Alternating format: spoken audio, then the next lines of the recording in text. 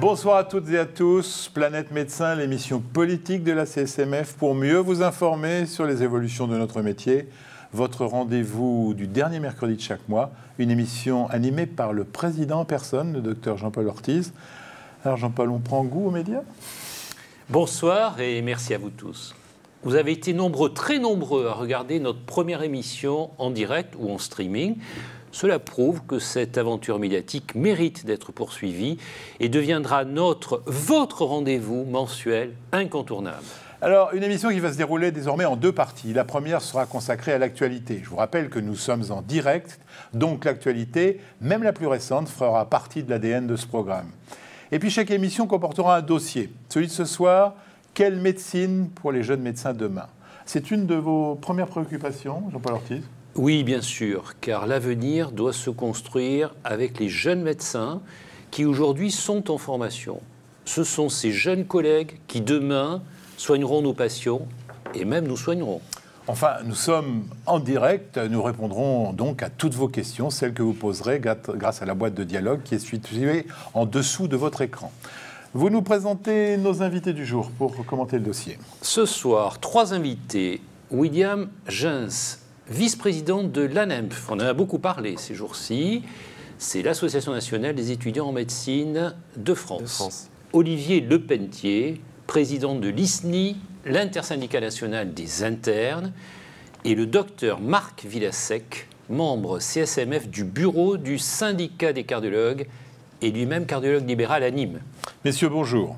Et on va commencer tout de suite par l'actualité. Alors l'actualité, je ne pouvais pas échapper à la question de votre rencontre avec Agnès Buzyn, car Madame la ministre de la Santé consulte. Elle a mis quand même un peu de temps à vous recevoir, j'ai l'impression. Pas vraiment.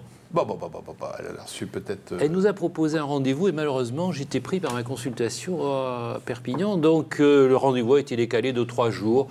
Donc elle a d'abord vu un premier syndicat le mardi et nous l'avons rencontré le vendredi. Rien d'anormal. Ben, moi, je voudrais tout savoir. D'abord, c'était où ? Bien sûr, avenue de Ségur, ministère de la Santé. Bureau. Dans son bureau, 7e étage, très belle vue sur la Tour Eiffel. Combien de temps ? Une grosse heure, un peu plus. Alors, maintenant, vous allez répondre par oui ou non, pour résumer. Chaleureux ? Ouvert, dans le dialogue. Embêté par les promesses de Marisol Touraine ? Elle n'en a pas beaucoup parlé. On a un peu parlé, bien sûr, du tiers payant, on va y revenir. Concerné ? Oui, elle est médecin, donc effectivement, elle connaît le métier. Elle sent mieux les problèmes que le ministre précédent. Prudente ? Elle n'a pris aucun engagement, elle a beaucoup écouté, elle a beaucoup dialogué. Et je pense qu'on pourra avoir une bien meilleure écoute qu'avant. Mais nous attendons des réponses, bien sûr. Vous la sentez avoir envie de... Je pense qu'elle a envie de faire bouger les lignes et nous sommes dans l'attente des décisions ou des orientations qu'elle prendra. Genre un peu je réfléchis et on se revoit ? Genre je consulte, je suis dans le dialogue et on va voir. C'est une femme remarquablement intelligente que je connaissais avant qu'elle soit ministre de la Santé et je crois qu'effectivement on va pouvoir dialoguer. Quelles seront ses décisions ? Je reste extrêmement prudent. Vous avez pris date ? Nous avons pris date, nous avons de nouveau un rendez-vous avec son cabinet la semaine prochaine, mais ça c'est dans les rôles habituels du premier syndicat médical français. Alors à la suite de l'actualité, notre rédaction a retenu 4 thèmes. D'abord, 26 médecins à l'Assemblée nationale. On est dans les normes ? À peu près, oui. Bon, ça vous a interpellé, messieurs, vous n'avez pas eu envie de vous lancer dans la carrière politique, aucun de vous ? Aucun n'a été tenté par l'aventure, parce que là, il y avait des places à prendre. Le départ de Marisol Touraine, vous en pensez quoi ? Ça vous a fait de la peine ? Ça vous a fait... Non, je vois notre ami cardiologue libéral qui sourit. Non, mais... Enfin, vous avez l'impression que les médecins se sont mobilisés quand même. Non, mais je suis jeune, donc je ne sais pas trop comment étaient les autres ministres, mais quand je vois déjà les quelques minutes passées avec la nouvelle ministre par rapport aux nombreuses heures, je pense qu'on a déjà progressé. Donc, j'espère qu'on va être dans la construction. Et c'est étonnant qu'il y ait aussi peu d'écoute. Je ne comprends pas comment on peut mettre quelqu'un avec aussi peu d'écoute. Et je pense qu'on a été tous malmenés. Et j'espère que ça va changer. Il y a eu une mobilisation contre elle, localement, mais un peu pilotée nationalement, non ? D'après les éléments d'information que j'ai, les professionnels de santé ont quand même tout fait pour qu'elle ne soit pas élue députée. Mais bon, je pense que ça fait partie du ressenti de l'ensemble des professionnels de santé, pas uniquement des médecins. Et je crois qu'effectivement, ça a largement participé à sa non-élection comme député, parce qu'elle avait beaucoup d'avance à l'issue du premier tour. Oui, justement, ça a surpris. Alors, une autre surprise, et encore, c'est de l'actualité toute fraîche, Olivier Véran, déçu de la nomination comme ministre. On pensait que c'est un médecin qui allait compter très vite. Or, à l'Assemblée, il ne fait pas partie de la commission. Eh oui. Et là, c'est cet après-midi. Élection cet après-midi, c'est Brigitte Bourguignon, ancienne députée PS de la République En Marche, qui vient d'être élue présidente de la Commission des Affaires sociales. Olivier Véran garde un rôle important, puisqu'il est rapporteur de la loi de financement de la Sécurité sociale, rôle qu'il avait d'ailleurs tenu dans des temps antérieurs. Ah oui, et avec Marisol Touraine, ce qui est peut-être ceci expliquant, peut-être cela. Peut-être, mais bon, c'est un jeune député, il a l'avenir devant lui, très probablement. C'est certain. Alors, la ministre a laissé fuiter sa feuille de route dévoilée par l'Argus de l'assurance, c'est quand même surprenant. J'ai noté quelques choses intéressantes. Chantier des dépassements d'honoraires, elle souhaite inciter les professionnels de santé à les modérer par le biais de contrats responsables et négociations conventionnelles. Un commentaire de... Elle a pris position clairement contre les dépassements d'honoraires, ce qui nous interpelle parce que d'abord nous on parle de compléments d'honoraires parce que nous considérons que les tarifs de la sécurité sociale dans bien des cas sont extrêmement bas et ce n'est que grâce aux compléments d'honoraires que certaines spécialités ont pu maintenir leur activité. Donc effectivement, elle souhaite limiter ou en tout cas inciter les professionnels à avoir des compléments d'honoraires beaucoup mieux régulés. Il faut certainement faire jouer un rôle beaucoup plus important aux assureurs complémentaires, mais nous tenons à garder cette liberté parce qu'aujourd'hui, nous sentons bien que les tarifs de la sécurité sociale ont remis en cause notre exercice dans bien des domaines.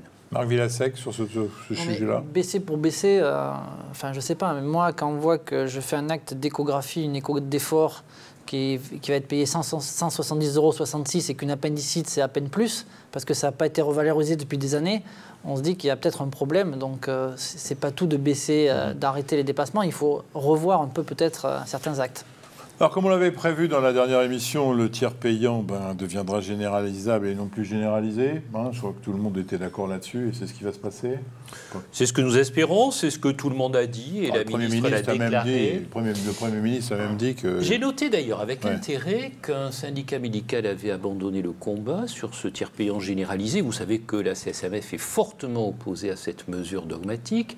Et 2 ou 3 jours après, le Premier ministre a déclaré lui-même qu'il considérait que c'était une mesure dont il n'était pas fan. Dont acte, on va voir quel concept va être développé sous le terme de généralisable. Je comprends bien, vous avez été imité. Le RSI qui disparaît, Écoutez, le RSI concerne les médecins exerçant en secteur 2. Sa disparition, il va falloir la suivre avec beaucoup d'attention parce que la spécificité de ce RSI pour les médecins et pour les professionnels médicaux et libéraux qui sont dans ce régime doit être préservée, ainsi que l'indépendance du régime. Autre grand projet évoqué, la réforme des retraites avec la création d'un régime universel. Pour des négociations qui vont s'ouvrir au printemps 2018. Là aussi, Jean-François, vous savez que nous avons un régime spécifique pour les médecins, avec une caisse de retraite spécifique, donc un fonctionnement et une gestion faite par la profession.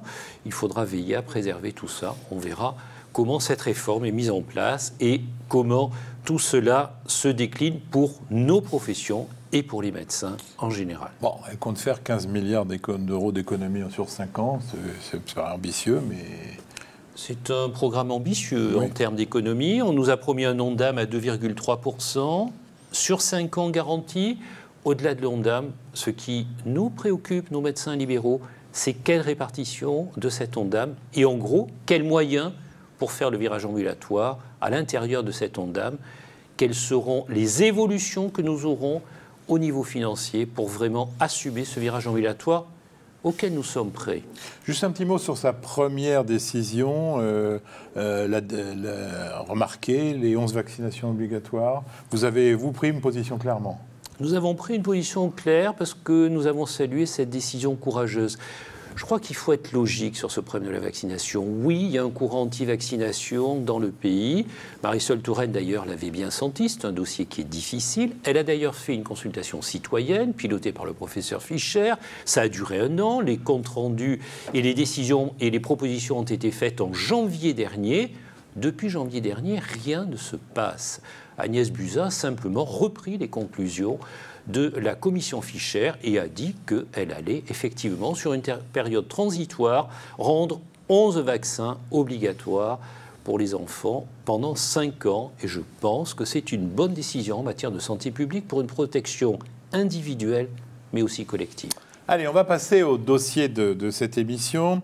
Avec quelle médecine pour les jeunes médecins de demain? Et j'allais dire, ça commence mal, William Jeunsse, parce que dans l'actualité, j'ai trouvé qu'un tiers des étudiants en médecine souffriraient de burn-out. Alors, ça vous paraît, parce que c'est un sujet à la mode, parce que je ne sais pas si à l'époque de Jean-Paul Ortiz, on ne savait même pas ce qu'était le burn-out, donc on ne pouvait pas savoir si on en souffrait, mais c'est quand même un chiffre énorme. Effectivement, c'est un chiffre qui est issu du coup de la grande enquête qu'on a menée conjointement avec les autres structures représentatives des jeunes et des futurs médecins, dont l'ISNI ici présent. Et un des chiffres qui ressort, c'est que effectivement, plus de 60% des étudiants font preuve d'un trouble d'anxiété et 30% ont déjà eu des idées suicidaires. Donc, oui. On se rend compte aujourd'hui qu'il y a un problème d'ordre psychologique, psychiatrique, parfois même chez nos confrères jeunes, et qui commence dès l'externat, donc même avant les ECN. Olivier Lepentier, ça ne va pas arranger les affaires de l'installation, cet état... Ça dépend. Si on prend conscience de cet état de santé des jeunes médecins, ça pourrait permettre de proposer de nouvelles solutions, des solutions qui pourraient être aussi envisagées dans le secteur libéral, en ambulatoire, et permettre d'équilibrer, parce que cette étude est quand même très tournée sur l'hôpital, disons les choses, que ce soit des plus jeunes, nos amis les externes, ou les tout petit peu plus anciens, les chefs de clinique assistants et les assistants spécialistes. Ça recouvre un secteur qui est très hospitalier, et donc du coup peut-être que la médecine libérale et ambulatoire aurait quelque chose d'attractif, et il y a peut-être quelque chose à faire de ce côté-là, parce que deux tiers d'anxiété, 1 tiers de dépression, ça fait... On va y revenir. Donc pour commencer à ouvrir ce dossier, commençons par définir les besoins. Aujourd'hui, le nombre de médecins n'a jamais été aussi élevé. On est à 196 médecins en activité régulière. 196 000. 196 000, bien sûr, en activité régulière au 1er janvier 2017. On avait parlé d'un creux démographique catastrophique. Il est beaucoup moins sévère que ce qu'on attendait, en particulier grâce aux médecins à diplôme étranger. Qu'est-ce que vous en pensez par rapport au numerus clausus dont on a parlé, par rapport aux ECN dont on a vu le déroulé catastrophique la semaine dernière, ces médecins à diplôme étranger qui se forment en grande partie ailleurs? Est-ce que vous pensez que c'est une solution? Quelle est votre vision, William Jeunsse, sur la formation premier et deuxième cycle? Et on parlera du 3e cycle et des besoins rapidement après. Aujourd'hui, la question des besoins, elle est compliquée à traiter. Le numerus clausus, aujourd'hui, on l'a longtemps perçu comme un outil de régulation démographique, ce qu'il n'est absolument pas. Aujourd'hui, le numerus clausus, c'est surtout un moyen pour nous de préserver une qualité de formation minimale qu'on ne retrouve pas dans beaucoup de pays à l'étranger. On se rend compte aujourd'hui qu'on a saturé l'appareil de formation médicale en France. Les UFR ont du mal à former de manière, de manière efficace l'ensemble des étudiants. On se retrouve avec des terrains de stage où parfois il y a 10-15 internes externes. Donc le numerus clausus, pour nous, c'est avant tout une manière de protéger nos facultés et de garantir une qualité de formation sur l'ensemble du territoire. Les médecins étrangers, vous n'avez pas répondu. Lequel de vous répond à cette question? Vous allez voir arriver quand même un certain nombre de médecins étrangers. 11% de la profession, ça fait beaucoup. Comment vous réagissez? Alors peut-être au niveau des médecins étrangers, juste rappeler que c'est quand même très variable. Il y a médecins étrangers et médecins étrangers avec des formations très différentes.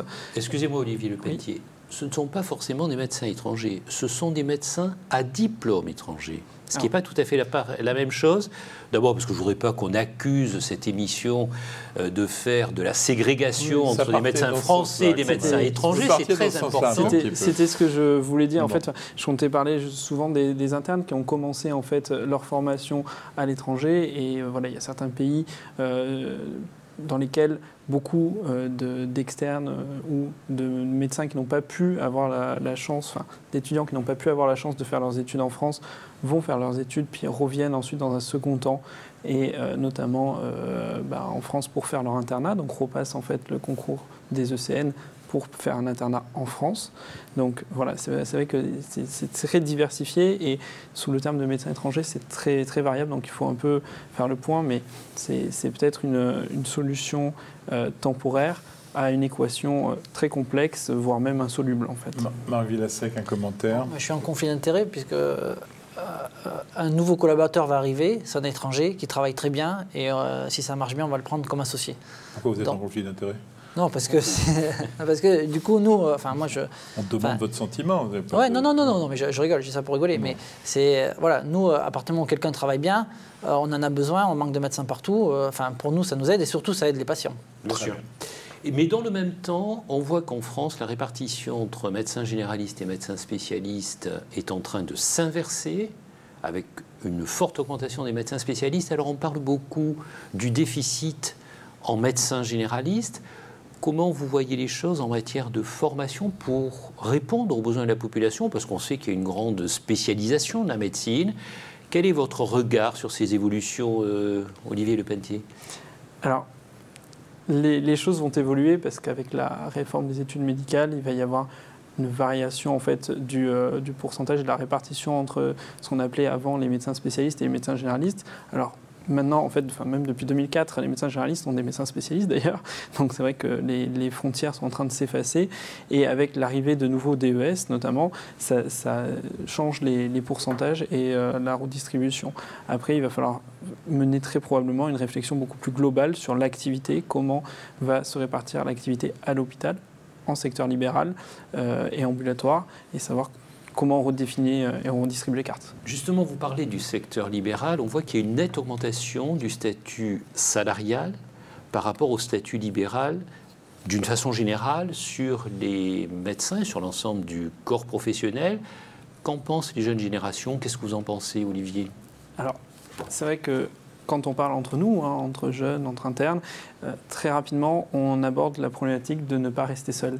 De se regrouper, d'être au sein de structures assez solides avec du coup la possibilité d'avoir accès à d'autres spécialistes ou même à d'autres personnes de la même spécialité.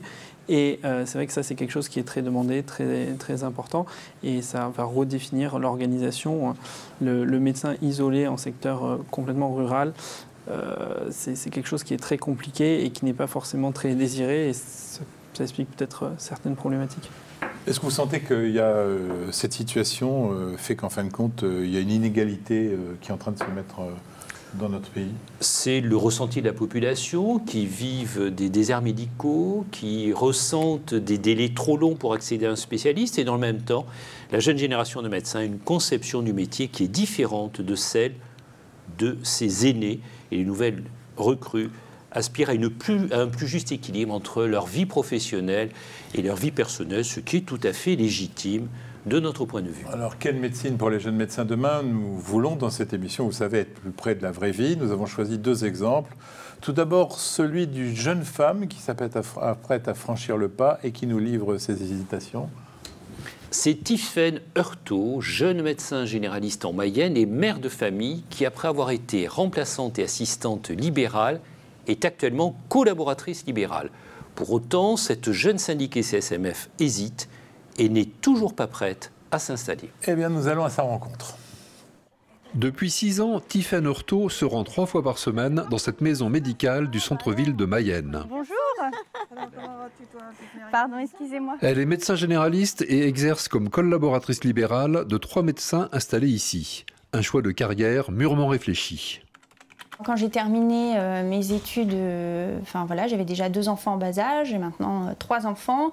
C'est vrai que l'installation, c'est en tout cas au moins, tant que les enfants sont petits, un petit peu peut-être compliqué, un petit peu lourd, et puis moins flexible. Le fait d'avoir un temps partiel vraiment de consultation permet aussi, quand je suis là, je suis disponible pour mes patients, enfin, je suis aussi peut-être plus à l'écoute parce qu'il y a un bon équilibre, de l'ensemble. On fait les visites à domicile en fait vraiment pour les patients qui ne peuvent plus se déplacer, c'est important pour eux. Bonjour. Il y a du monde ce matin? Vous allez bien là, Madame Collin, vous avez bien récupéré. Vous vous rendez compte après ce que vous avez subi? Ça demande une organisation, c'est pas toujours simple, donc on essaie vraiment de faire au mieux pour les patients qui ne peuvent plus du tout faire autrement. Pour ces patients que je suis, c'est la même chose que s'ils étaient suivis par un médecin installé, ça change rien. En 2018, un nouveau centre de santé ouvrira à Mayenne. 80 professionnels travailleront ici, généralistes, spécialistes, infirmiers et pharmaciens. Tiffaine est au cœur du projet en tant que co-gérante du centre, une activité supplémentaire rendue possible par son statut de collaboratrice. Ça représente des temps de coordination hebdomadaires. Après, il y a des réunions de travail donc, sur les différents projets. Donc, c'est quelque chose qui prend relativement beaucoup de temps. Et c'est vrai que s'il y avait un exercice à temps complet au cabinet, ce serait plus compliqué. Parmi les 3 médecins remplacés par Tiffaine, Thierry Spy est favorable au regroupement en pôle de santé. On voit un petit peu pour l'organisation du prochain groupe qualité. Je crois que la date n'a pas été arrêtée. Pour lui, c'est une des solutions pour attirer les jeunes généralistes. J'envoie le mail, pas de souci. Ok, ça marche. Donc la création de structures comme le pôle de santé, c'est un peu un compromis entre l'activité libérale solitaire et le travail en équipe qu'on peut retrouver dans les structures hospitalières ou autres. Puisqu'on suit les mêmes patients, on est aussi amené beaucoup à échanger en fait, sur des situations et ça permet effectivement peut-être d'être plus rassurant pour un début de vie professionnelle. Oui. Malgré tout, Tiffaine n'a pas renoncé à s'installer, mais pas dans n'importe quelles conditions. Alors, William Jens, quand on voit ce reportage, on voit votre jeune âge, je crois que vous avez 22 ans, on se dit qu'il va couler un peu d'eau sous les ponts avant que vous posiez votre plaque. Même d'ailleurs, est-ce que faut-il s'installer?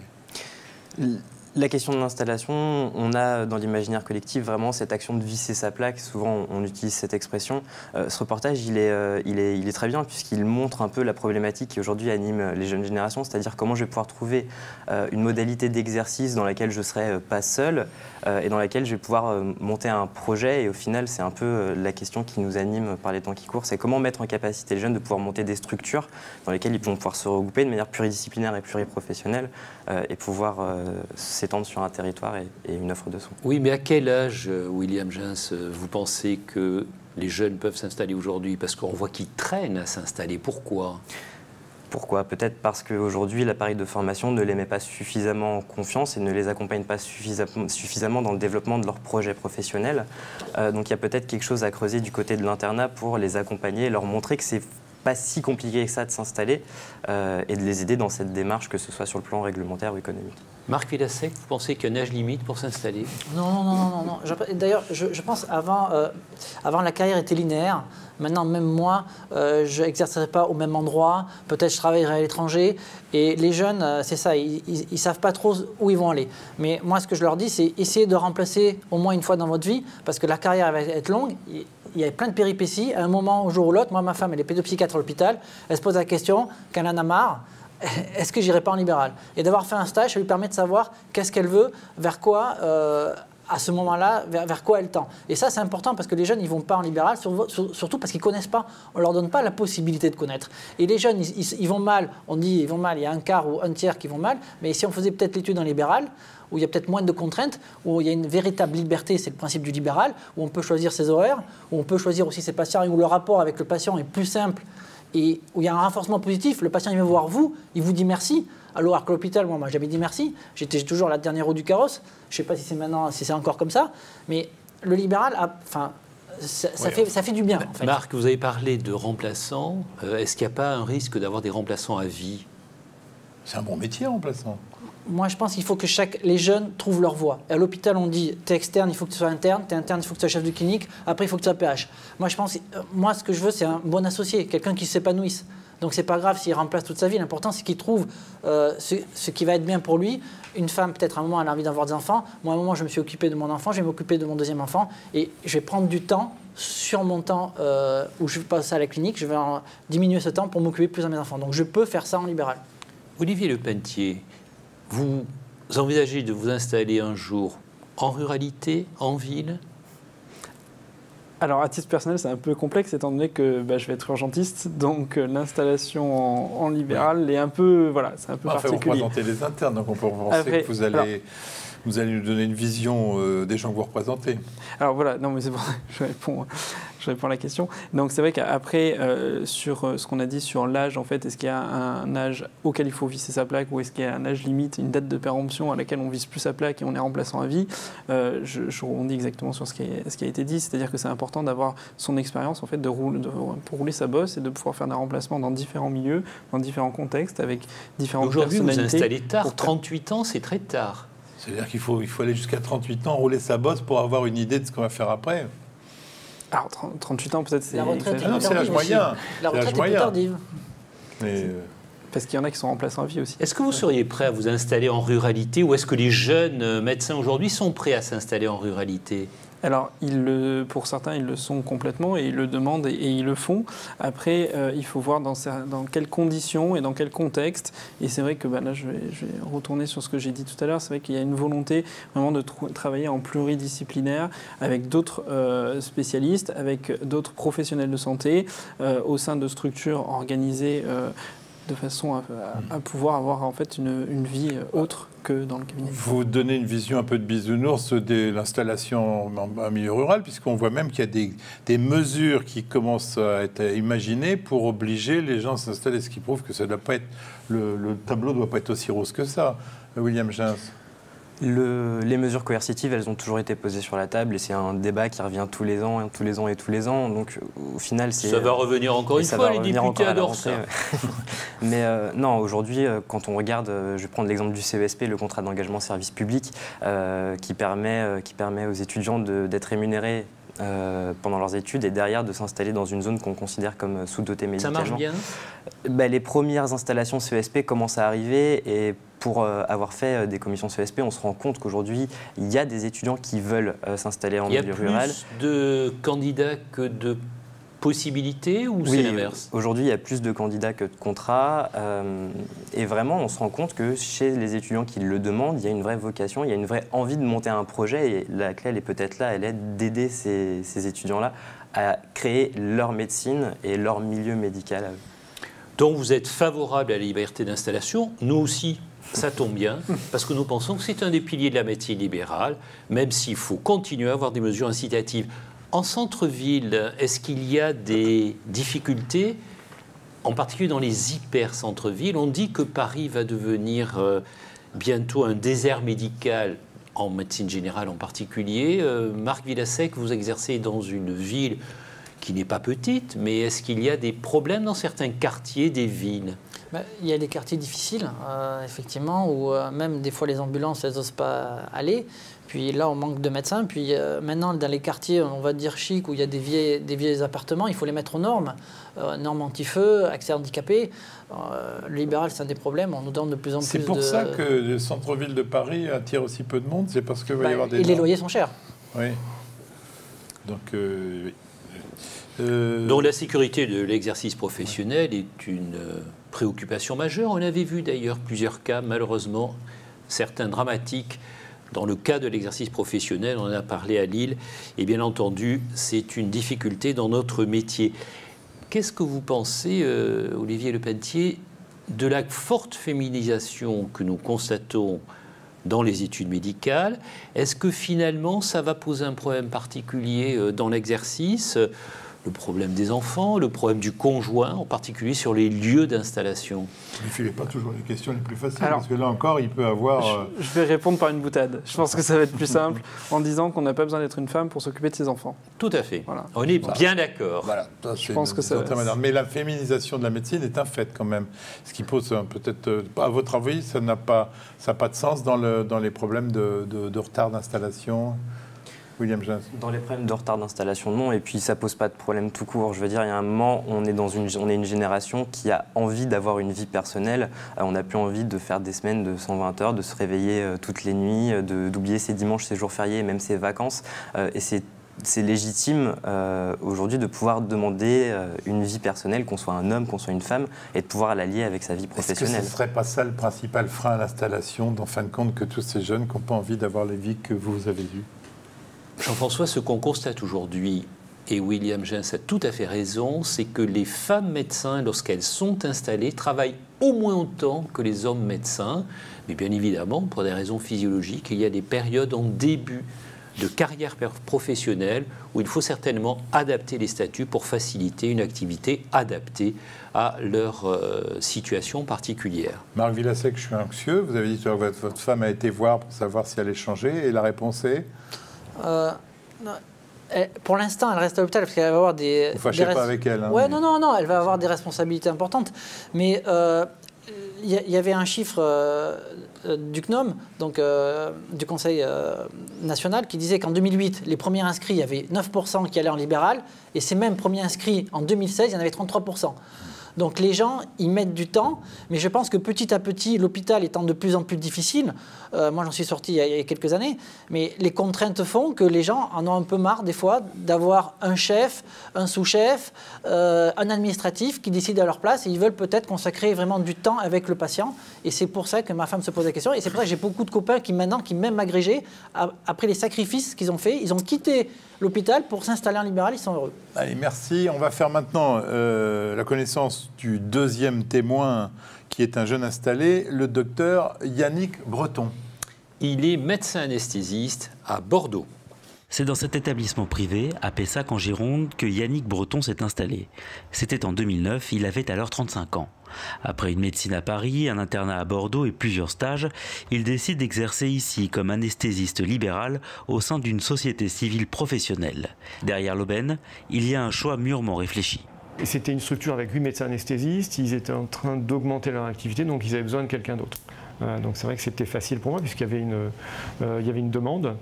Et ensuite, après quelques mois de remplacement, d'avril à décembre, on a signé le contrat de mariage, puisque c'est un investissement.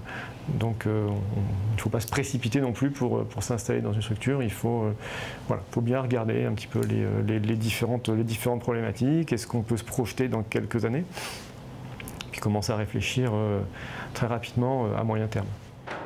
Si la solidité financière de la structure a été un critère important, la patiente dont je t'ai parlé, c'est surtout le fait de travailler en équipe qui a séduit Yannick. Tu pourras la voir à quelle heure? Le choix de travailler en équipe, effectivement, c'est un choix, c'est un vrai choix. Ça permet d'échanger sur les problèmes médicaux, d'échanger sur les suites opératoires, d'échanger sur les nouvelles techniques qui peuvent apparaître au fil des années au niveau de la médecine. Ouais. Ainsi, l'acupuncture et l'hypnose sont apparues parmi les compétences de Yannick et de ses collègues. Un plus pour les patients, rendu possible par le statut libéral des médecins. L'intérêt de l'installation en libéral, effectivement, c'est une liberté, une certaine liberté en tout cas. Si on a besoin de se prendre 2 jours par mois, 3 jours par mois, 4 jours par mois pour aller se former, on peut les prendre. En restant à l'hôpital, c'était pour nous beaucoup plus difficile et beaucoup plus lourd. Avec 10 ans de recul, Yannick Breton estime qu'un médecin libéral n'a pas à se presser avant de s'installer. La richesse de la médecine libérale, c'est de prendre un peu de temps pour décider, un peu de temps pour choisir, un peu de temps pour évaluer, un peu de temps pour se poser finalement les bonnes questions sur ce que j'ai envie de faire, comment j'ai envie de le faire. Ne pas se précipiter, je pense que c'est la bonne chose. Ouais. On vient de voir ce jeune confrère. Alors, Olivier Lepentier, quel statut pour le médecin qui s'installe? Salarié, libéral ou mixte? L'hôpital ou en ville? Quel est le souhait des jeunes générations aujourd'hui? C'est une bonne question et je pense que c'est une question qui doit se poser ici, mais aussi au ministère et voire même réfléchir toute l'organisation en fait des soins, parce que on voit qu'avant c'était deux systèmes qui étaient en silo, assez séparés et qui évoluaient pas forcément en parallèle. Nous demandons vraiment une réflexion globale avec du coup un parcours, que le patient puisse avoir son parcours qui l'accompagne de chez lui jusqu'à l'hôpital et le lit d'hospitalisation si nécessaire. Et je parle du statut du médecin, je ne parle pas du parcours du patient là. Libéral ça va de même, ou hospitalier? Ça va de pair en fait, parce que du coup, il faut que le médecin puisse justement avoir la possibilité de savoir et de savoir comment va se passer tout le suivi de son patient pour prendre en charge son patient de façon efficace. Donc du coup, c'est vrai qu'on réfléchit de plus en plus à un statut un peu mixte, peut-être avec une partie purement salariale et une rémunération fixe, avec en plus un côté libéral avec une rémunération à l'acte en plus comme c'est... Marc Villassec, en tant que finalement...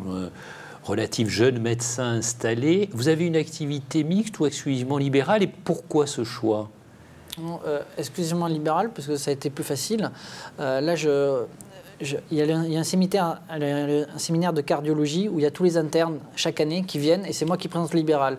Et chaque fois, devant les professeurs, je dis moi, je suis prêt à faire de l'exercice mixte parce que les jeunes veulent ça. Et les agrégés ne sont jamais venus me voir pour dire comment on pourrait faire. Et pourtant, c'est une demande de tout le monde. Moi, je suis prêt à aller travailler à l'hôpital et je pense que dans 10 ans, je travaillerai pour moi. Vous pensez que l'hôpital n'est pas assez ouvert sur l'activité de médecins libéraux à l'hôpital? Je pense que l'hôpital, il ne nous laisse pas assez de liberté déjà pour être maître de stage. Hein. Et nous, ça serait bien si on pouvait accueillir des jeunes pour leur expliquer. Déjà, il manque de formateurs. Nous, on est prêt à former. Moi, je prends ça se passe. J'adore les jeunes, donc j'étais chef de clinique. Ouais, je pense que... Ouais, on est encore trop cloisonné, mais moi je suis prêt à discuter. Mais nous, on est prêt à avancer des solutions. Mais j'ai l'impression que l'hôpital, eux, ils sont... Vous travaillez en équipe ou seul? Bien sûr que le libéral, c'est travailler en équipe. Les jeunes, ils pensent qu'on a des plateaux techniques pourris et qu'on travaille seul. Par exemple, à Nîmes, on a le matériel Philips, c'est les premiers en Europe. Donc en libéral, donc voilà. Et bien sûr qu'on travaille en équipe. Moi, je joue au rugby, je suis de Perpignan comme vous. Oui. Voilà, moi j'aime travailler en équipe. Et c'est une fausse idée. En fait, ils ont des préjugés et on a l'impression que les agrégés ou les doyens, ils gardent leurs petits chez eux parce qu'ils pensent qu'ils vont découvrir. Le système américain vous va bien quand je vous entends dire avoir ses propres malades à l'hôpital, être dans des équipes extrêmement multifonction, c'est ça que l'avenir? Moi, je suis pour toutes les solutions pour aider les médecins, aider les patients. À l'heure actuelle, il y a une inadéquation entre l'offre et la demande. Et il faut trouver une solution, il faut se mettre devant une table, réfléchir et essayer de trouver des solutions. J'ai pas l'impression, c'est bien, les internes et les externes, je parle avec eux, c'est super, ils ont des super idées, on a tous des super idées, puis en fait, il se passe rien. Donc j'espère que la nouvelle ministre, toute cette énergie positive qu'on a, on a la niaque, on a envie de faire des choses. Est-ce qu'elle va la transformer? Est-ce qu'elle va transformer l'essai? On lui donne le ballon.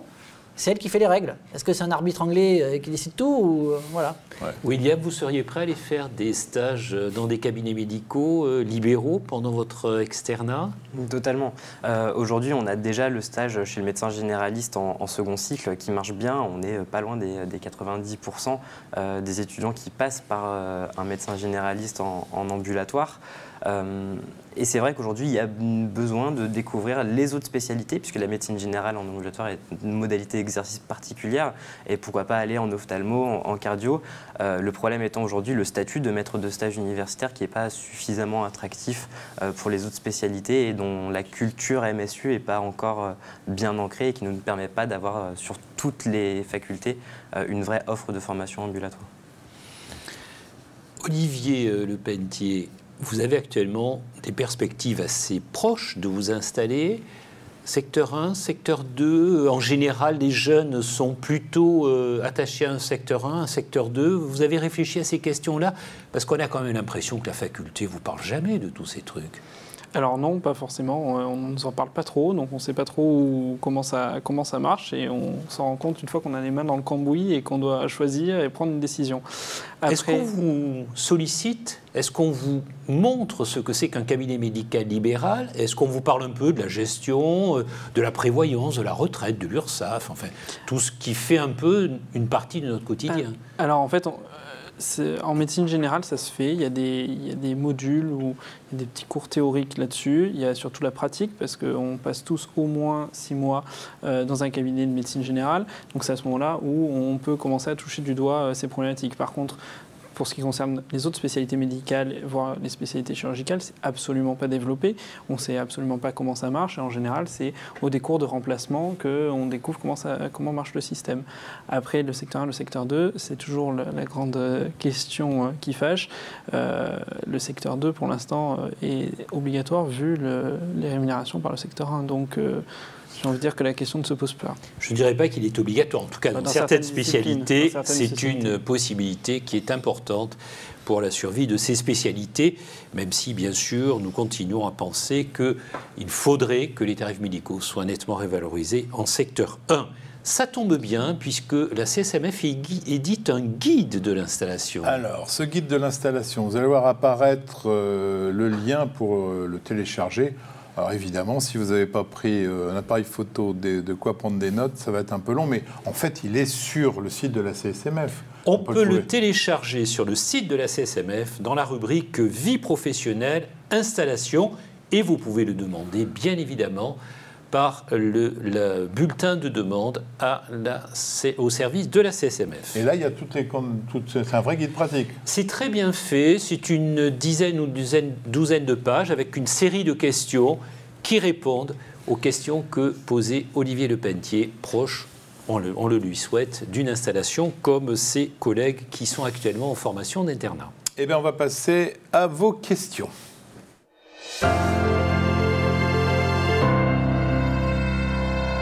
Y a-t-il une densité optimale de médecins ? Une question qui, c'est peut-être pas facile d'y répondre. Est-ce qu'il y a un de vous qui peut y répondre ? Une densité optimale ? Non ? Bon.